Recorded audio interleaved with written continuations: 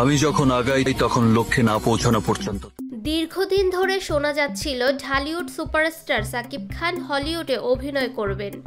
অবশেষে সেই গুঞ্জনের সত্যতা মিলেছে। হঠাৎ করেই খবর ছড়ায় বাংলাদেশি বংশোদ্ভূত হলিউড পরিচালক আসিফ আকবরের সঙ্গে নতুন একটি আন্তর্জাতিক প্রজেক্টে কাজ করতে যাচ্ছেন সাকিব। এবার বিষয়টি আনুষ্ঠানিকভাবে নিশ্চিত করেছেন পরিচালক নিজেই।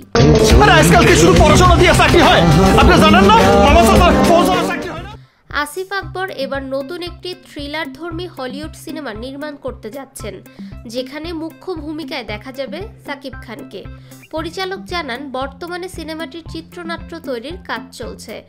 সাকিব খানকে কেন্দ্রীয় চরিত্রে চূড়ান্ত করা হয়েছে। তার বিপরীতে থাকবেন দুই অভিনেত্রী, একজন বাংলাদেশি এবং অন্যজন হলিউড থেকে নেওয়া।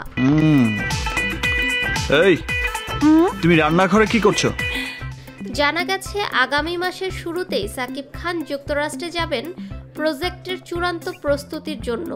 সবকিছু পরিকল্পনা অনুযায়ী এগোলে এটি হবে সাকিব খানের প্রথম হলিউড সিনেমা।